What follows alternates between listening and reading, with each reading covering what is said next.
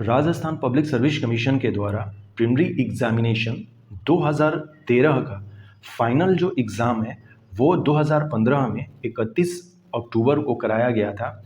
Actually 2013 की जो preliminary थी इस एग्ज़ाम से पहले 2 बार ऑलरेडी हो चुकी थी जो कैंसिल्ड हो गई थी। हम लोग कैंसिल्ड पेपर भी देखेंगे। यह फाइनल प्रीलिमिनरी एग्जामिनेशन था 2015 का। हम लोग इस क्वेश्चन पेपर का डिटेल्स में क्वेश्चन और उसका सलूशन देखेंगे। टोटल 150 क्वेश्चंस होते हैं, समय 3 घंटे दिए जाते हैं। मैक्सिमम जो मार्क्स है वो 200 का होता है, 1/3 निगेटिव मार्किंग के साथ। हमें केवल और केवल Rajasthan public service commission preliminary examination में OMR भरते समय ब्लू बॉल पॉइंट पेन का ही यूज करना होता है, ब्लैक बॉल पॉइंट यूज नहीं करना होता है। फर्स्ट क्वेश्चन है हमारा, निम्नलिखित में से कौन सा ग्रंथ कुंभा की रचना नहीं है? Not been written by Kumbha. Rasik Priya, Sudha Prabandh, Nritya Ratnakosh और कलानिधि। तो ये जो फर्स्ट 3 है ये राजा कुंभा के लेख हैं, जबकि कलानिधि जो है वो राजा कुंभा के द्वारा लिखी गई पुस्तक नहीं है। इसलिए अपना सही आंसर जो है ऑप्शन 4 करेक्ट आंसर हो जाएगा। कुछ इन्फॉर्मेशन देख लेते हैं। कलानिधि जो बुक है वो मंडन के पुत्र गोविंद के द्वारा लिखी गई है और गोविंद ने अदर कुछ बुक भी लिखी हैं जिनमें कि द्वार दीपिका भी इनके द्वारा लिखी गई है। राजा कुंभा की बात करें तो इनकी जो अदर बुक्स हैं जैसे संगीत राज इनकी सबसे बड़ी पाठ्य पुस्तक है, कामराज, संगीत मीमांसा, संगीत सुधा, संगीत रत्नाकर, रसिक प्रिया और नृत्य रत्नकोश ये इनके कुछ बुक्स हैं। राजा कुंभा एक वीणा वादक भी थे। अदर इनके बारे में इंफॉर्मेशंस हम लोग बाद में देखेंगे। तो हमारा फर्स्ट क्वेश्चन था राजा कुंभा से रिलेटेड उनकी पुस्तकों से। क्वेश्चन नंबर 2, जमुनादास, छोटेलाल, बक्साराम व नंदलाल चित्रकला की किस शैली से संबंध रखते हैं? तो हमारे राजस्थान में बहुत सारे चित्रकला शैली हैं जिनमें कि एक अलवर शैली भी है। अलवर शैली से रिलेटेड जमुनादास और छोटेलाल थे।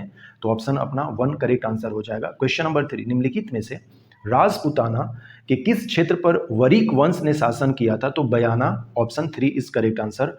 गोगा नवमी कहा जाता है तो भाद्र पक्ष के कृष्ण पक्ष की जो नवमी होती है वो गोगा नवमी कहलाती है। जो हमारा इंडियन कैलेंडर होता है वो चैत्र मास से स्टार्ट होता है। नेक्स्ट क्वेश्चन नंबर 5, तेजाजी मेले का आयोजन किया जाता है तो पर्वत सर इलाका जो है वहाँ पर किया जाता है। तो ऑप्शन 3 करेक्ट आंसर हो जाएगा। कोटा में वीर भारत समाज की स्थापना की केसरी सिंह जी ने की थी। Option 4 correct answer. Kshetrapal Rajasthan की संस्कृति में एक महत्वपूर्ण पहलू रहा है। क्षेत्रपाल का मतलब राजस्थान के संस्कृति में ग्राम देवता के रूप में माना जाता है। Option 1 is correct answer. संप्रदाय जो नियति की अटलता में विश्वास करता था, नियति की अटलता, तो करेक्ट आंसर हो जाएगा अपना आजीवक। हमें इस क्वेश्चन से ये भी पता चल रहा है कि जो अदर मेजर कल्ट हैं उनकी जो मेन फिलॉसफी है, उनके जो फिलॉसफी का बेस है उसे हमें ध्यान में रखना होगा। जैसे चारवाक लोग इसी लोक को मतलब कि मानते थे और यहीं पर उनका रहना मतलब कि इसी प्रेजेंट टाइम को ही वो इनकी फिलॉसफी थी। जैन फिलॉसफी क्या है उसको हमें जानना होगा, बौद्ध फिलॉसफी क्या है हमें जानना होगा। जैसे कि आजीवक जो फिलॉसफी है वो नियति की अटलता में विश्वास करता था, इसी पर बेस्ड है। तो ऑप्शन 1 इज करेक्ट आंसर।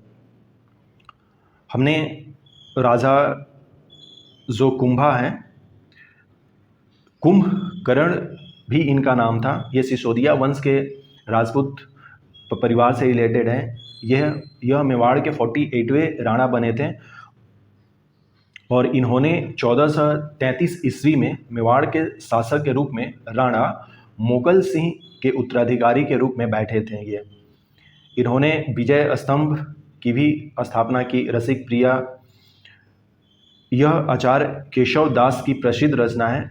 कविता में रास विचन का प्रमुख स्थान है। इस दृष्टि से केशव ने इस पुस्तक में रास का विस्तृत वर्णन किया है। तो ये कुछ इम्पोर्टेंट इन्फॉर्मेशन है राणा कुंभा के द्वारा। Now we see question number 9। एक तरफ वास्तु शैली है और एक तरफ संबंध राजवंश है। जैसे मेहराब की निचली सतह पर कमल कली की झालर खिलजी वंश के शासन में स्टार्ट होती है। अष्टभुजीय मकबरा का जो उदय है वो तुगलक वंश के समय होती है। स्तंभों में बोधीगेई का प्रयोग ये विजयनगर साम्राज्य के समय से स्टार्ट होता है और सरकी राजवंश के समय झुकी हुई दीवारों के साथ विशाल मुख्य द्वार, इसलिए ऑप्शन 4 इस करेक्ट आंसर हो जाएगा इस क्वेश्चन के लिए। निम्नलिखित कथनों में से हमें वीडी सावरकर के बारे में सही जो स्टेटमेंट है वो हमें फाइंड करना है। 4 स्टेटमेंट दिए गए हैं। अभिनव भारत जो क्रांतिकारी संगठन है इनकी द्वारा ही स्थापना हुई थी 1904 में, तो ये स्टेटमेंट सही है। दूसरा स्टेटमेंट, भारतीय राष्ट्रवादियों को प्रेरित करने के लिए इन्होंने मैजनी की जीवनी लिखी, ये भी स्टेटमेंट सही है। 1857 की क्रांति को इन्होंने भारत का प्रथम स्वतंत्रता संग्राम कहा था, ये भी सही है। और ब्रिटिश कैद से मुक्त होने के लिए वे एक बार चलते जहाज से कूद पड़े थे, ये भी सही है। इसलिए जो करेक्ट आंसर हो जाएगा अपना ऑप्शन 4 हो जाएगा। क्वेश्चन नंबर 11, महाजनपद युग के 16 जनपदों के नाम बौद्ध साहित्य में प्रायः उल्लेखित मिलते हैं। निम्नलिखित में से कौन जनपद जो है वो पाणिनि की अष्ट अध्यायी में उल्लेखित है? हमें पता है कि 16 महाजनपद जो हैं वो अंगुत्तर निकाय में लिखे हुए हैं, जो कि बौद्ध धर्म ग्रंथ है। लेकिन यहाँ पर ये पूछा गया है कि जो पाणिनि है इन्होंने अष्ट अध्याय, जो संस्कृत का पहला ग्रामर बुक है, व्याकरण बुक है, वो अष्ट अध्याय है। अष्ट अध्याय में भी कुछ जनपदों के बारे में इन्होंने वर्णन किया है, तो वो है मगध। पाणिनि का जन्म और पाणिनि जो है अपने अष्ट अध्याय की रचना वो मगध में ही किए थे। अस्माक का भी इन्होंने वर्णन किया है और कंबोज का भी इन्होंने वर्णन किया है। इसलिए स्टेटमेंट जो यहाँ पर जो 1 A, B और C है वो करेक्ट हो जाएंगे, जबकि चेदी और वत्स के बारे में इन्होंने वर्णन नहीं किया है। सो क्वेश्चन नंबर 11 का अपना ऑप्शन 4 करेक्ट आंसर हो जाएगा। मोहम्मद रफ़ीक मुगल जो पाकिस्तानी आर्कियोलॉजिस्ट हैं, इनके बारे में एक क्वेश्चन पूछा गया है और क्वेश्चन ये है कि चूँकि इनके बारे में ये जान लेते हैं कि रफ़ीक जो हैं इनका मानना है कि हड़प्पा सभ्यता का विकास रावी नदी क्षेत्र में हड़प्पा में हुआ। इन्होंने इस पुरानी मान्यता का खंडन किया है कि हड़प्पा सभ्यता ने पश्चिमी मेसोपोटामिया सभ्यता से प्रेरणा ली थी, ये ऐसा नहीं मानते हैं। और इसी पर एक क्वेश्चन था कि हड़प्पा सभ्यता की उत्पत्ति के संदर्भ में निम्नलिखित में से कौन सा जोड़ा सही नहीं सुमेलित है। डिफरेंट टाइप्स के जो आर्कियोलॉजिस्ट और हिस्ट्रियन हैं उन्होंने हड़प्पा सभ्यता पर अपने अपने विचार रखे हैं, जिसमें से कि एम रफ़ीक जो मुगल हैं वो हड़प्पा सभ्यता से मेसोपोटामिया सभ्यता से प्रेरणा ली ऐसा नहीं मानते हैं। ये स्टेटमेंट गलत है, इसलिए अपना सही आंसर ऑप्शन 4 हो जाएगा, जबकि जो अदर 3 स्टेटमेंट है ये मैच कर रहे हैं। अजमेर में ख्वाजा मोइनुद्दीन चिश्ती की दरगाह पर नज़र भेजने वाले प्रथम मराठा सरदार जो कौन थे? तो वो राजा साहू जी थे, शिवाजी के पौत्र थे। ग्रैंड सन जो हैं वो शिवाजी के हैं, राजा साहू। पकोदक्स निरोधे मौर्य साम्राज्य द्वारा लिया जाने वाला एक जुर्माना था। काफ़ी टफ वर्ड है यह। जो पकोद कसिनी रोधे जो है, यह सड़क पर यदि कोई कीचड़ फैला देता था तो उस पर यह एक तरह से जुर्माना लिया जाता था। ऑप्शन 1 करेक्ट आंसर है। स्वामी विवेकानंद ने रामकृष्ण मिशन की स्थापना जो है वो 1897 बेलूर कोलकाता में करते हैं।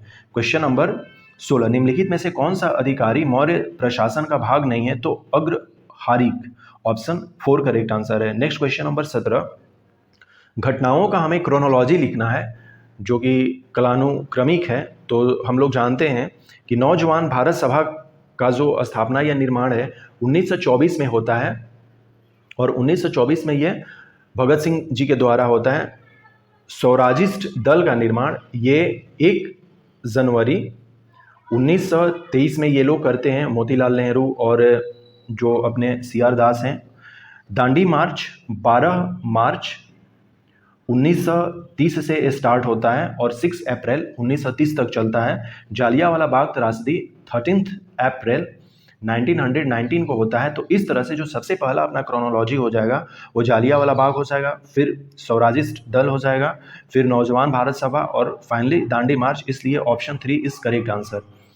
यह फ्रांस का मैप है और ये लॉरेंस रीजन है। लॉरेंस रीजन जो है वो फ्रांस में लौह इस्पात उद्योग के लिए जाना जाता है। जैसे जर्मनी का रूर इलाका है, उसी तरह से फ्रांस का लॉरेंस इलाका है। रूर जो है जर्मनी में है और यह कोल और आयरन ओर के लिए जाना जाता है। यूनेस्को ने मैन एंड बायोस्फीयर प्रोग्राम जो है इसकी शुरुआत कब की थी?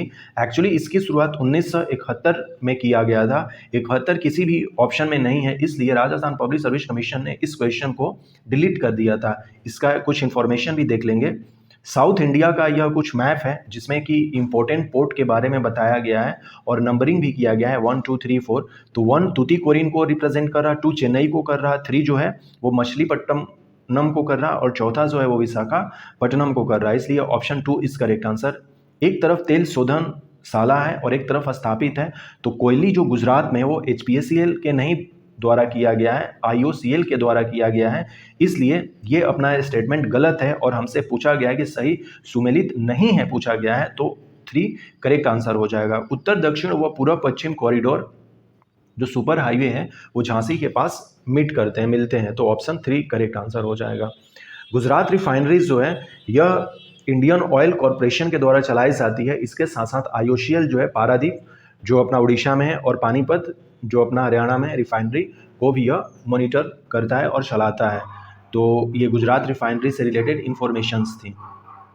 यूनेस्को ने पहली बार 1971 में बायोस्फीयर रिजर्व जो प्रोग्राम है वो स्टार्ट करती है और 1986 में पहली बार भारत में नीलगिरी बायोस्फीयर रिजर्व को जोड़ा जाता है। अभी भारत में टोटल 18 बायोस्फीयर रिजर्व हैं और उसमें से यूनेस्को के द्वारा जो मैप प्रोग्राम होती है 12 जो है मैप प्रोग्राम में बायोस्फीयर अपनी शामिल हो चुकी हैं।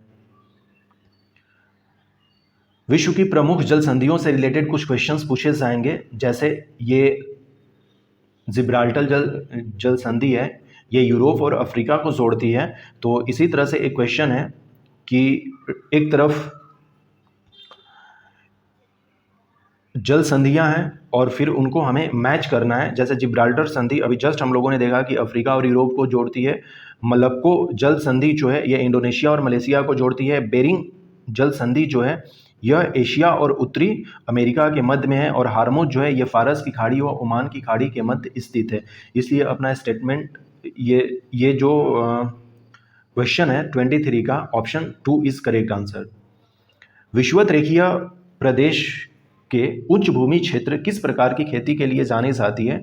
तो ये जो प्लांटेशन टाइप के एग्रीकल्चर होते हैं, बागवानी कृषि जिसको कि हम लोग बागाती कृषि भी कहते हैं, वो होंगी। कौन सा भारत का राज्य कर्क रेखा के उत्तर में स्थित है? मणिपुर। अर्थात कि उत्तर में स्थित होने का मतलब है कि मणिपुर जो है कर्क रेखा पर स्थित नहीं है। जब हम अपने इंडिया का कुछ मैप बनाते हैं तो हम लोग जब इस तरह से केवल साउथ इंडिया वाला पोर्शन जब हम बनाते हैं तो यहाँ से कुछ कर्क रेखा किस तरह से गुजरती है, इसको थोड़ा सा और इंडिया के पर्सपेक्टिव में ही बना देते हैं, थोड़ा छोटा सा। 8 राज्य जो हैं अपने, वो इंडिया के जो 8 राज्य हैं वो कर्क रेखा से होकर गुजरते हैं कुछ इस तरह से। तो वो कौन कौन से 8 राज्य हैं? मणिपुर अपना यहाँ पर है तो ये नॉर्थ में हो जाएगा, कर्क रेखा पर नहीं है, यही पूछा गया है। क्या राजस्थान जो है अपना वो कर्क रेखा से गुजर रहा है? तो कमेंट करके आप बताएं कि कौन कौन से वो राज्य हैं। मैंने कई बार अपने वीडियोज़ में बताए हैं कि कर्क रेखा किन राज्यों से गुजरती है। नेक्स्ट क्वेश्चन नंबर 6 जो है कथन और कारण है। कथन में कहा गया है कि हिमालय से निकलने वाली नदियां सतत वाहिनी होती है। यस, यह स्टेटमेंट सही है और हिमालय की जो नदियां हैं उनका उद्गम स्रोत हिमानियों से होता है, ग्लेशियर से होता है, ये भी सही है। और ग्लेशियर से होने के ही चलते गर्मी के मौसम में भी हिमालय की नदियों में पानी रहते हैं। ये जो कारण है वो कथन को सेटिस्फाई भी कर रहे हैं, इसलिए अपना option 1 is correct answer. Bharat में सबसे अधिक विस्तृत भू आकृति प्रदेश दक्षिण का पठार है। फिजियो जियोग्राफिक रीजन के अकॉर्डिंग भारत को 6 भागों में डिवाइड किया गया है। एक है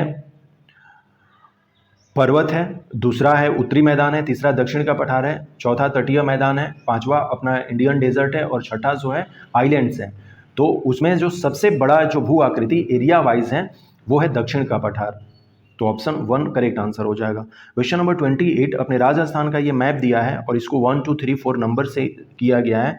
तो 1 जो है यह सांसी जो जनजाति है उसको प्रेजेंट करता है, 2 सहरिया को रिप्रेजेंट करता है, 3 भील को करता है और चौथा जो है वो गरेशिया जनजाति को प्रेजेंट करता है। हम लोग जानते हैं कि जो भील है, भील जनजाति है, सेंसस 2011 के अकॉर्डिंग सबसे ज़्यादा इनकी जनसंख्या भारत में है। मुख्यतः यह जो अपना राजस्थान और गुजरात का बॉर्डर है, यहाँ पर भील जनजाति पाई जाती है, महाराष्ट्र में भी पाई जाती है, मध्य प्रदेश में भी भील जनजाति पाई जाती हैं। और भारत की जो सबसे बड़ी जनजाति है जनसंख्या के अकॉर्डिंग, वो भील ही है। और दूसरे नंबर पर गोंड है, गोंड जनजाति है। नेक्स्ट क्वेश्चन नंबर 29 में भी अपने राजस्थान का एक मैप है और यहाँ पर नंबरिंग किया गया है 1 2 3 4। तो ये 1 2 3 4 क्या है उसके बारे में हमें पता करना है। ये मेन जो है वो इंदिरा गांधी नहर है और इंदिरा गांधी नहर पर जो पहला ये जो रिप्रेजेंटेशन है यह जय नारायण व्यास लिफ्ट नहर के बारे में है। दूसरा जो है डॉक्टर करनी सिंह लिफ्ट नहर है। तीसरा जो है कुंवर सेन लिफ्ट नहर है और चौधरी कुंभाराम लिफ्ट नहर जो है चौथे नंबर पर है। Option 3 is correct answer. Next question number 30, Rajasthan के दक्षिण पूर्वी पहाड़ी क्षेत्रों में आदिवासी द्वारा की जाने वाली कृषि को हम लोग बालरा कहते हैं। इस क्वेश्चन को डिलीट कर दिया गया था। राजस्थान राज्य में मुख्य कोयले की किस्म पाई जाती है तो लिग्नाइट पाई जाती है। गोंड मंगलोड क्षेत्र का संबंध किस खनिज से है तो जिप्सम से है। मावट जिससे होती है पश्चिमी विक्षोभ जो वेस्टर्न डिस्टर्बेंस है, मावट उसी के थ्रू होती है। एक तरफ कोयला और गैस की खानें हैं और एक तरफ जिले हैं। केसर देशर यह बीकानेर में है। कपूरुडीज जो है यह बाड़मेर में है। माता सुख जो है नागौर में है और तानोट जो है जैसलमेर में है। Option 1 is correct answer. लो ऐसा खनन क्षेत्र नहीं है पूछा गया था तलवाड़। इस क्वेश्चन को डिलीट कर दिया गया था। जबकि ज्वाई जो परियोजना है यह अपने पाली जिले में है। राजसमंद हो सकता है लेकिन इस क्वेश्चन को finally Rajasthan public service commission ने डिलीट कर दिया था। ज्वाई परियोजना के बारे में हम देखें तो यह बांध भारत में राजस्थान राज्य के पाली जिले में सुमेरपुर शहर के पास स्थित है। बांध जोधपुर के महाराजा उमेद सिंह ने बनवाया था। काम 12 मई 1946 से शुरू हुआ और यह 1957 में पूरा हो गया। यह पश्चिमी राजस्थान का सबसे बड़ा बांध माना जाता है।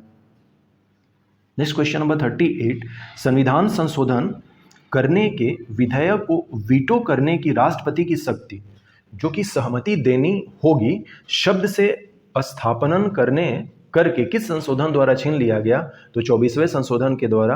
भारत में प्रभुता, एकता, अखंडता और रक्षा करने और उससे अक्षुण्ण रखने के मूल कर्तव्य को किस स्थान पर रखा गया है तो तीसरे स्थान पर रखा गया है। हम लोग जानते हैं कि हमारे पास जो टोटल हमारे फंडामेंटल ड्यूटीज़ हैं अभी वो 11 है। तो 3 नंबर का जो हमारा ड्यूटी है वह है भारत की प्रभुता, एकता और अखंडता की रक्षा करना और उसे अक्षुण्ण रखना। संविधान के कौन से भाग में पंचायत के बारे में कहा गया है तो भाग 9 में कहा गया है। अभी हम लोग जानते हैं कि टोटल वैसे नंबरिंग देखा जाए 1 2 करके तो इस तरह से 22 पार्ट है, लेकिन जब हम लोग जैसे 9A 9B इस तरह से काउंट करेंगे तो टोटल 25 हमारे पार्ट हो जाते हैं हमारे कॉन्स्टिट्यूशन के। तो पार्ट 9 में पंचायत के बारे में कहा गया है, 9A में म्यूनिसिपैलिटीज के बारे में कहा गया है और 9B में कोऑपरेटिव सोसाइटी के बारे में कहा गया है।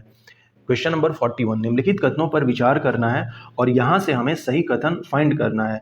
कह रहा कि 44वें संवैधानिक संशोधन जो 1978 में हुआ था उसके द्वारा राजनीति के सभी निदेशक तत्वों को अनुच्छेद 14 एवं 19 में उल्लेखित मूल अधिकारों पर प्राथमिकता प्रदान की गई थी। नहीं, ये स्टेटमेंट गलत है। जबकि मिनर्वा मिल्स वाद 1980 में हुआ था के निर्णय में उच्चतम न्यायालय ने यह व्यवस्था दी कि केवल अनुच्छेद 39 ख एवं ग में उल्लेखित राजनीति के निदेशक तत्वों को अनुच्छेद 14 एवं 19 में उल्लेखित मूल अधिकारों पर प्राथमिकता संवैधानिक है। यह स्टेटमेंट सही है तो ऑप्शन 2 इज करेक्ट आंसर। भारतीय नागरिकों के मूल कर्तव्य जो हैं वो हमारे अनुच्छेद 51 क के अनुसार प्रत्येक भारतीय को कर्तव्य यह होंगे।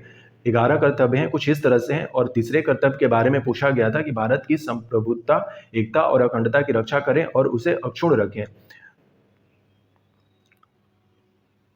42nd अमेंडमेंट एक्ट के द्वारा ही हमने जो अपने 11 फंडामेंटल ड्यूटीज़ हैं, पहले हम लोगों ने 10 अपने फंडामेंटल ड्यूटीज़ को ऐड किया था और ये जो है 86वें संविधान संशोधन अधिनियम 2002 के अकॉर्डिंग ऐड किए थे। तो अब टोटल हमारे पास 11 फंडामेंटल ड्यूटीज़ हैं। संवैधानिक प्रावधान और संवैधानिक संशोधन क्रमांक, इसके बारे में ये क्वेश्चन है अपना क्वेश्चन नंबर 42। तो देखते हैं, जैसे अनुच्छेद 19 एक ग के बारे में कहा गया है कि इसके अंतर्गत सहकारी समितियां बनाने का अधिकार जो है, यह 97वां जो संशोधन है ये एक्चुअली 2011 में ही हो गया था। 2012 में ये फर्स्ट में आया था, इसलिए यहाँ पे 12 लिखा गया है, जबकि 2011 लिखना चाहिए था, तो इससे मैच करेगा। जो नेक्स्ट अपना है, रिक्तियों के बैकलॉग को भरने की अनुमति अनुसूचित जाति अनुसूचित जनजाति के आरक्षण का जो संशोधन है ये 81वां था। राष्ट्रीय न्यायिक नियुक्ति जो है वो 90वां संशोधन 2015 के अकॉर्डिंग था।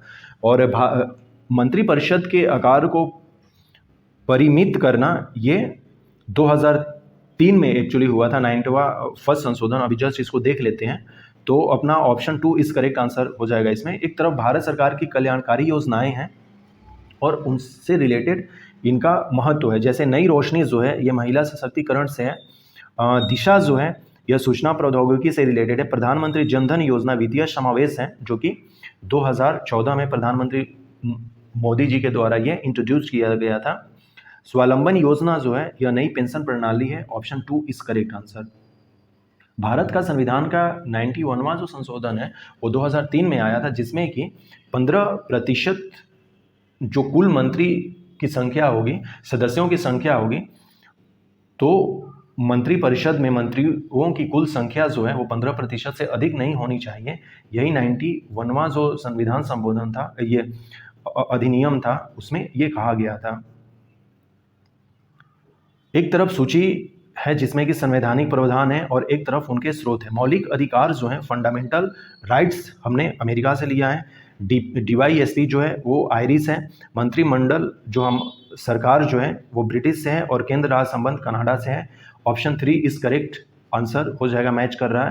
क्वेश्चन नंबर 45 में एक तरफ कथन और एक तरफ कारण है। कथन ये कह रहा कि भारत की संघात्मक संरचना का मुख्य उद्देश्य इसकी बहुआयामी विविधताओं में से एक राष्ट्र का निर्माण करना और राष्ट्रीय एकता को संरक्षित करना है। यह सही स्टेटमेंट है। और कारण कह रहा कि विविधताओं के सामंजस्य से एक सशक्त न कि कमजोर भारतीय राष्ट्रीयता का निर्माण हुआ है।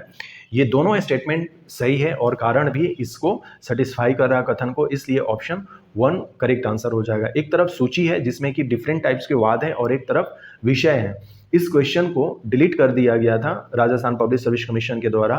क्वेश्चन नंबर 47, एक तरफ सूची है और एक तरफ सूची 2 है, हमें मिलाना है। जैसे भारत शासन अधिनियम 1935 में आया था, क्रिप्स प्रस्ताव 1942, अगस्त ऑफर 1940, वेवल 1945 में। ऑप्शन 1 करेक्ट आंसर मैच कर जाएगा। एक तरफ पुस्तक है और एक तरफ लेखक हैं। इस क्वेश्चन को भी डिलीट कर दिया गया था राजस्थान पब्लिक सर्विस कमीशन के द्वारा। संवैधानिक संशोधन जो 53वां संविधान संशोधन है उसके द्वारा मिजोरम राज्य को राज्य का दर्जा दिया गया, तो ऑप्शन 4 करेक्ट आंसर है। अभिकथन और कारण, यहाँ पर भी क्वेश्चन है कि सरकारिया कमीशन की सिफारिश के अनुसार अनुच्छेद 356 का प्रयोग कम से कम होना चाहिए। यह स्टेटमेंट सही है। और जिन राजनीतिक दलों ने केंद्र में सरकार बनाई है उन्होंने अनुच्छेद 356 का दुरुपयोग किया है। यस, ये दोनों स्टेटमेंट सही है। और स्टेटमेंट जो कारण है वो अभिकथन को ये सत्यापित भी करता है। इसीलिए सरकारिया कमीशन की स्थापना की गई थी, उसको फॉर्म किया गया था कि जो केंद्र और सरकार, ये केंद्र और जो राज्य सरकार की जो संबंध है उसके बारे में स्टडी करें। तो वो ऐसा पाया था कि जो सेंटर में गवर्नमेंट है वो उसका दुरुपयोग की है। इसलिए स्टेटमेंट जो है वो 2 अपना करेक्ट आंसर हो जाएगा कि ए और आर दोनों सत्य है और आर जो है ए की सही व्याख्या भी कर रहा है। जून 2009 में सृजित भारतीय विशिष्ट पहचान प्राधिकरण के प्रथम महानिदेशक श्री राम सेवक शर्मा थे। मानवाधिकार प्रलेख और वर्ष के बारे में पूछा गया है। इस क्वेश्चन को भी डिलीट कर दिया गया था हम लोग, लेकिन इसको देखेंगे। निम्न में से कौन सा राजस्थान राज्य मानवाधिकार आयोग का अध्यक्ष नहीं था? तो जस्टिस प्रेमचंद जैन। इस क्वेश्चन को भी डिलीट कर दिया गया है राजस्थान पब्लिक सर्विस कमीशन के द्वारा। जबकि राजस्थान ग्रांटी लोक सेवा ग्रांटी अधिनियम 2011 के अकॉर्डिंग 15 प्रमुख सरकारी विभागों में 108 सेवाओं को शामिल किया गया था। ये कुछ रिलेटेड इंफॉर्मेशन है। नेक्स्ट क्वेश्चन नंबर 55, राज्य निर्वाचन, ये उस समय का करेंट अफेयर से क्वेश्चन है। राम राज्य परिषद इसका सही आंसर हो जाएगा। किन वर्षों में संभागीय आयुक्त के पद को समाप्त कर पुनर्स्थापित कर दिया गया था? तो 62 और 1987 में। राजस्थान राज्य मानवाधिकार आयोग के बारे में क्या सत्य नहीं है पूछा गया है। तो इसमें निम्न कथनों को पढ़िए और उनमें से हमें गुड चूज करना है। इसमें सत्य नहीं है पूछा गया था। स्टेटमेंट 1, 3 और 4 ये तीनों जो स्टेटमेंट है वो गलत है, जबकि स्टेटमेंट 2 केवल सही है कि आयोग में एक पूर्णकालिक अध्यक्ष और 2 सदस्य होते हैं। क्वेश्चन नंबर 59, एक तरफ सूची है और एक तरफ सूची 2 है। ये 2015-16 में जो समितियां गठित हुई थी उसके जो अध्यक्ष हैं उनके लिस्ट हैं। तो ये एक तरह से करंट अफेयर का क्वेश्चन माना जाएगा। तो जो भी अभी प्रेजेंट में है, जैसे कि लोक लेखा समिति के अध्यक्ष कौन है उसको देख लेना होगा। इसी तरह से जो भी समितियां हैं उनको हमें देख लेना होगा। ये भी करंट का क्वेश्चन है। राजस्थान में राष्ट्रपति शासन कितनी बार लागू हो चुका है। तो अभी तक केवल 4 टाइम्स हुए हैं। तो ऑप्शन 2 इज करेक्ट आंसर। इसका के राधाकृष्णन हो जाएंगे प्रथम मुख्य सचिव राजस्थान के बारे में पूछा गया है। ये भी एक तरह से करंट का क्वेश्चन है, लेकिन ये हमेशा लगभग इसी तरह से रहता है। रेपसीड और सरसों में राजस्थान समस्त देश में प्रथम स्थान रखता है। अब तक राजस्थान में 4 बार, सबसे पहले 1967, फिर 77, फिर 1980 और 1992 में राष्ट्रपति शासन लागू हो चुके हैं। अनुच्छेद 356 के अकॉर्डिंग राष्ट्रपति शासन राज्यों में लागू होते हैं। जो सबसे पहला अपना राष्ट्रपति शासन लागू हुआ था वो था 13 मार्च 1967 से, और वो 26 अप्रैल 1967 तक चला था, और ये सबसे छोटा राष्ट्रपति शासन काल था। इस समय जो राज्यपाल थे वो डॉक्टर संपूर्णानंद थे, और उस समय मुख्यमंत्री मोहनलाल सुखाड़िया थे। मोहनलाल सुखाड़िया राजस्थान के ऐसे मुख्यमंत्री हुए हैं, ये 4 बार सर्वाधिक समय अवधि तक 17 वर्षों तक ये राजस्थान के मुख्यमंत्री के पद पर रहे। मध्यम सिंचाई प्रोजेक्ट और जिले हैं जैसे गांगरीन, ये जो है झालवाड़ में है। पीपलाद, ये भी झालवाड़ में ही है। पीपलाद,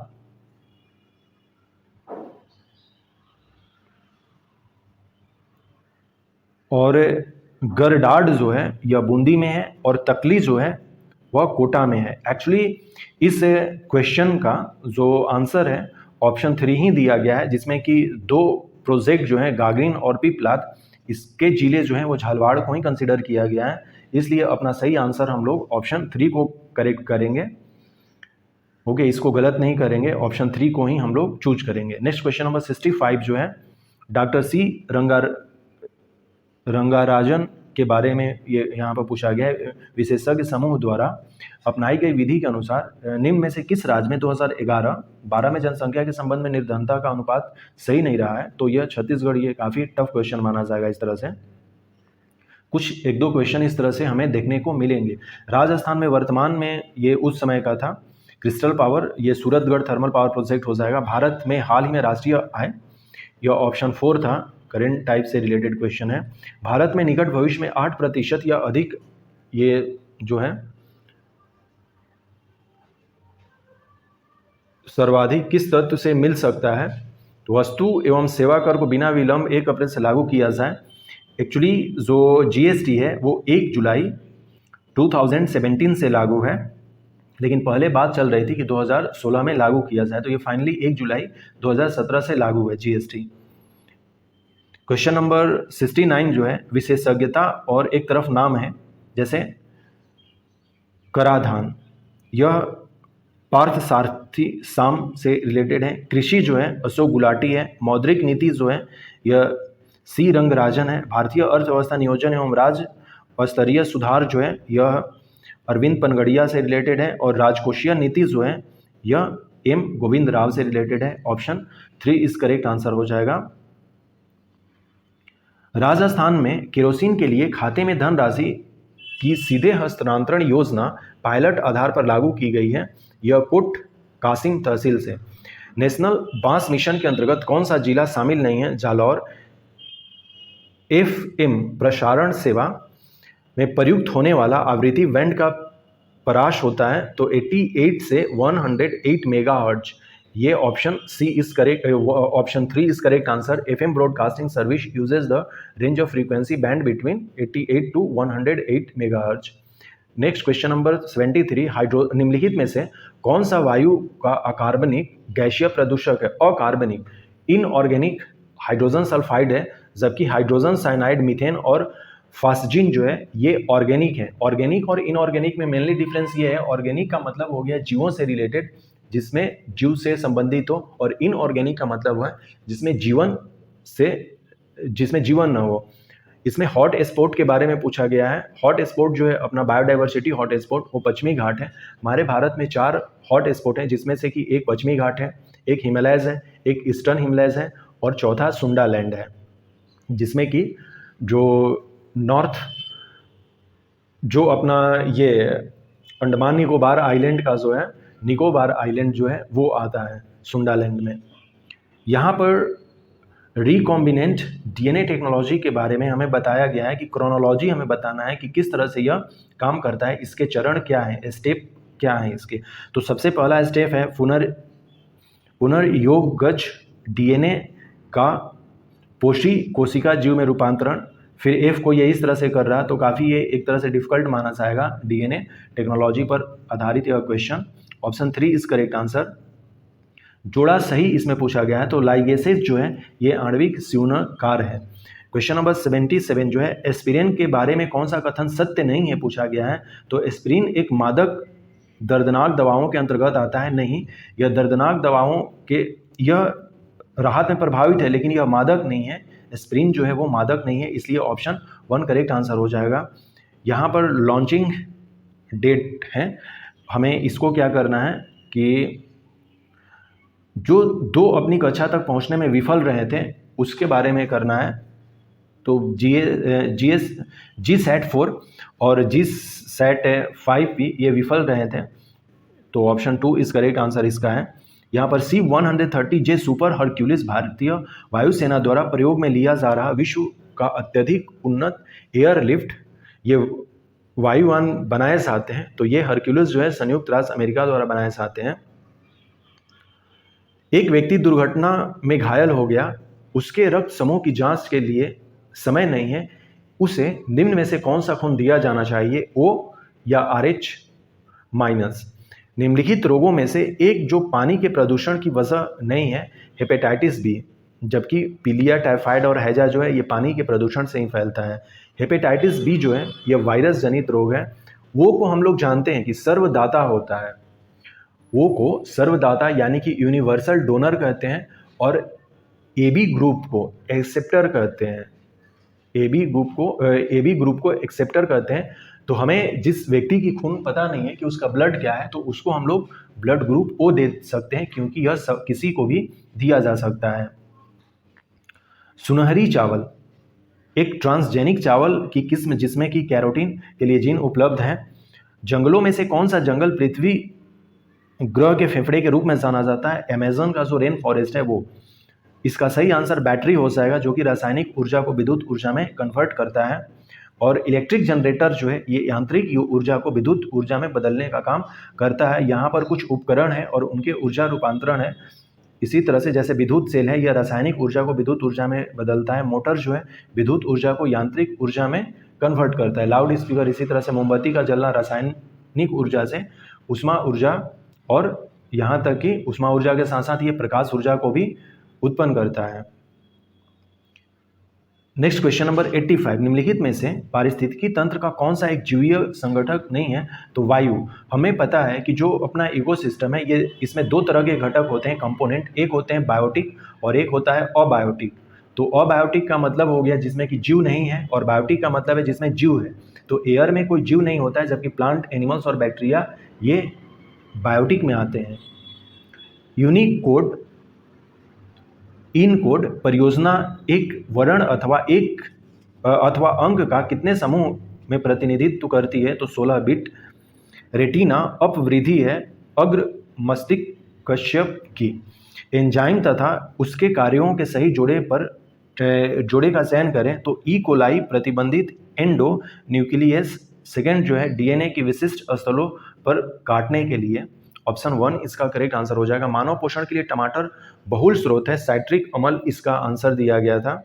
वैसे ऑक्जेलिक एसिड भी होता है, कीवी जो है ये उड़ने में अक्षम पक्षी है जो कि न्यूजीलैंड में ही पाया जाता है। यहाँ पर केवल भी लिखा गया है, तो ये केवल न्यूजीलैंड में ही पाया जाता है कीवी। जलाशयों में यूट्रोफिकेशन जो है, इसका मतलब क्या होता है कि नाइट्रोजन और पोषक तत्वों एवं ऑर्थोफॉस्फेट के अधिकय के कारण जो होता है यूट्रिफिकेशन हो जाता है। जैसे तालाबों या जहाँ पर पानी जो है वो रुकी रहती हैं, वहाँ पर जो न्यूट्रिशन है वो पानी में आकर मिल जाती है और वहाँ पर बहुत सारे जो जलीय पौधे हैं उनकी वो फसल काफ़ी उगने लगते हैं। एसिटिक अम्ल सभी प्रकार के सिरके में मौजूद होता है। एसिटिक अम्ल सिरके में मौजूद होता है। एसिटिक अम्ल का रासायनिक जो सूत्र है वो CH3COOH होता है। ये हम लोगों ने जाना। टमाटर और नींबू में कौन सा एसिड होता है? तो टमाटर में ऑक्जेलिक अम्ल के अलावा कई और एसिड भी पाए जाते हैं जिसमें सिट्रिक अम्ल है, जबकि ऑक्जेलिक ऑप्शन में भी था तो ऑक्जेलिक हम लोग लगा सकते थे, लेकिन राजस्थान पब्लिक सर्विस कमीशन ने सिट्रिक अम्ल को कंसीडर किया था। क्वेश्चन नंबर 92, निम्न फसलों में से कौन सा समूह ऐसा है जिसमें कोई फसल या फसलें जैव ईंधन के रूप में प्रयुक्त नहीं की जा सकती? तो मसूर, चुकंदर और गेहूं। मरुस्थल में फ्रिएटोफाइट्स मिलते हैं, यानी ऐसे पादप जिनमें लंबी 20 से 30 फीट मुसल जड़ होती हैं। फेयोफाइट्स के बारे में पूछा गया है। ये ऐसे प्लांट्स होते हैं जिनके जो टेपरूट्स हैं वो काफ़ी लंबे होते हैं। किसी कूट भाषा में ये अब रीजनिंग के क्वेश्चन आ गए। इसका सही आंसर 2 है। एक लड़की स्कूल जाना चाहती है, ये भी रीजनिंग का क्वेश्चन है। ऑप्शन 3 इसका सही आंसर है। हम लोग रीजनिंग और मैथ्स के एक बार क्वेश्चन को सोल्व करेंगे। यहाँ पर केवल आंसर की देख लेते हैं। 96 का ऑप्शन 1 करेक्ट आंसर है। 97 ऑप्शन 1 है। 98 का भी ऑप्शन 1 है। 4 निम्नलिखित कथनों पर विचार करें। Option 2 is correct answer. Next question number 100 option 1 correct answer है। नेक्स्ट क्वेश्चन नंबर 101 में ऑप्शन 3 इसका करेक्ट आंसर है। 38 वर्ष 102 में ऑप्शन 2। और यहाँ पर पूछा गया है कि समान समबाहु त्रिभुजों के समूहों द्वारा निर्मित चित्र में समचतुर्भुजों की संख्या कितनी है? समचतुर्भुजों की संख्या इसमें पूछी गई है 21। इसका सही आंसर है। Option 3 is correct answer. इसका 4 है, इसका 1 है, 105 का है, 106 का ऑप्शन 1 है। क्वेश्चन नंबर 107 जो है डिलीट कर दिया गया था। 108 का ऑप्शन 4 है। 109 का ऑप्शन 1 है। क्वेश्चन नंबर 110 का ऑप्शन 1 है। यहाँ पर 111 ऑप्शन 2 इज करेक्ट आंसर। 112 में एक कथन और पूर्ण धारणाएं दी गई हैं। इसका ऑप्शन 4 करेक्ट आंसर है इस क्वेश्चन का। 113 का ऑप्शन 4, 114 को डिलीट कर दिया गया था। Question number 115 option 4 correct answer है। 16 का 4, 17 का भी 4, 18 का 2। क्वेश्चन नंबर 119, न्यायमूर्ति सुरेंद्र कुमार सिन्हा चर्चा में रहे हैं क्योंकि इन्होंने बांग्लादेश की सुप्रीम कोर्ट के प्रथम हिंदू चीफ जस्टिस के रूप में शपथ दिलवाई गई है। ये उस समय का करंट अफेयर है। उस खिलाड़ी का नाम ये भी करंट का है। कथन और कारण है, यहाँ पर करंट से रिलेटेड क्वेश्चन है। ऑप्शन 3 इसका सही आंसर है। राजस्थान पंचायती राज्य संशोधन विधेयक 2015 राज्यसभा विधानसभा ने 27 मार्च 2015 को पारित कर दिया। इसमें स्थानीय उम्मीदवारों की पात्रता के लिए प्रावधान किया गया है। ये चारों स्टेटमेंट जो है इसमें सही है कि उनके घरों में शौचालय होने चाहिए। जिला परिषद की सदस्यता के लिए BA की डिग्री आवश्यक है। पंचायत समिति की सदस्यता के लिए 10वीं कक्षा पास होना आवश्यक है। सरपंच के लिए क्रमशः 8वीं कक्षा तथा अनुसूचित क्षेत्रों में उम्मीदवारों का 5वीं कक्षा पास होना आवश्यक है। Option 3 is correct answer. Rajasthan के किस जिले में एक युद्ध संग्रहालय की स्थापना की गई है जिसका हाल ही में उद्घाटन किया गया है? तो Jaisalmer. Option 2 is correct answer. यहाँ पर इंपॉर्टेंट डेट है 11 जुलाई जो है विश्व जनसंख्या दिवस है। 12 अगस्त जो है ये अंतर्राष्ट्रीय युवा दिवस है। और भारत का जो युवा दिवस है वो है, यानी कि राष्ट्रीय युवा दिवस, वो 12 जनवरी को हम लोग विवेकानंद के जन्मदिन को सेलिब्रेट करते हैं। 29 अगस्त राष्ट्रीय खेल दिवस जो कि मेजर ध्यानचंद जी का जन्म दिवस है। और 8 सितंबर विश्व साक्षरता दिवस, इसलिए ऑप्शन 4 करेक्ट आंसर हो जाएगा। भारत सरकार ने किस वर्ष तक सबके लिए आवास योजना की शुरुआत की है? 2022 तक ये होना था। तो ये करंट का क्वेश्चन था। अभी भी ऐसा नहीं है कि सबके लिए योजना जो है वो पूरी हो गई हो। ये ऑप्शन 4 इसका करेक्ट आंसर हो जाएगा। ऑप्शन 1 ये कितने संशोधन से पारित हुआ? तो करंट का क्वेश्चन है, ये सारा करंट का क्वेश्चन है। लोक सेवा दिवस जो है किस दिन मनाया जाता है, तो 21 अप्रैल को मनाया जाता है। 88वें तो ये करंट का है। भारत में किस राज्य में कुपोषण के शिकार बालकों की प्रतिशत उच्चतम है, झारखंड इसका सही आंसर है। टू, ये भी सलमान रश्दी की बुक है, 2 years 8 months and 80 nights, हाल ही में संपन्न हुई विश्व हॉकी, ये करंट का क्वेश्चन है। हरि गुरु कहा जाता है, शिक्षक दिवस को हरि गुरु कहा जाता है, किस देश में शिक्षक दिवस को हरि गुरु कहा जाता है, तो मलेशिया में। ऑप्शन 4 करेक्ट आंसर है। रणछोड़ भाई रेबारी के बारे में कौन सा एक सही नहीं है पूछा गया है, तो भारतीय सेना में सिपाही थे। विश्व जनसंख्या दिवस 2015 के बारे में पूछा गया है। राजनमा के बारे में पूछा गया है। राजा रमन्ना के बारे में पूछा गया है। इस क्वेश्चन को डिलीट कर दिया गया था राजस्थान पब्लिक सर्विस कमीशन के बारे में। सांभर झील में जो शाकंभरी देवी हैं उनका मंदिर है। ऑप्शन 3 करेक्ट आंसर हो जाएगा। क्वेश्चन नंबर 143, मध्यकालीन राजस्थान के राज्यों के शासक के बाद सबसे महत्वपूर्ण अधिकारी जाना जाता है प्रधान के रूप में। 25 मार्च 1948 को गठित संयुक्त राजस्थान का मुख्यमंत्री किसे बनाया गया था, तो गोकुल लाल असावा को। स्थान जो अपने मृदा शिल्प के लिए विख्यात है, मोलेला। सुमेलित करना है, एक तरफ पुस्तक है और एक तरफ लेखक है। हमी रायण, यह जो पुस्तक है यह भंडाऊ व्यास द्वारा लिखी गई है। वीर मायण, यह बादर के द्वारा लिखी गई है। रघुनाथ रूपक, यह मंछाराम सेवक के द्वारा लिखी गई है। और किरतार वावड़ी, यह दुर्सा आड़ा के द्वारा लिखी गई है। निम्नलिखित में से कौन सा सुशिरवाद नहीं है, तो कमायचा जो है ये सुशिरवाद नहीं है। नेक्स्ट, एक जल राशि है और एक स्थान जिला है, तो गढ़सियार जो है यह बीकानेर में नहीं है, ये गलत मैच है, तो option 3 is correct answer. Question number 149 में पूछा गया है कि 1920 के दशक में राजनीतिक जागरण के उद्देश्य से किसने ब्यावर से राजस्थान अखबार का प्रकाशन किया, तो ऋषि दत्त मेहता। और 150 नंबर का जो क्वेश्चन है वो है, निम्नलिखित में से किस शासक के राजकाल के दौरान दिल्ली शिवालिक स्तंभ अभिलेख उत्कीर्ण कराया गया, तो विग्रह राज चतुर्थ। ये अपने 150 क्वेश्चन हुए total Rajasthan public service commission preliminary examination 2013 के, जिसका कि फाइनल एग्ज़ाम जो है वो 31 अक्टूबर 2015 को हेल्ड कराया गया था। हम लोग ये उसके आंसर की जो है वो फाइनली जो कि RPSSC के द्वारा जारी किया गया था, हम लोगों ने देखा। So thanks and take care, मिलते हैं फिर अगले वीडियो में।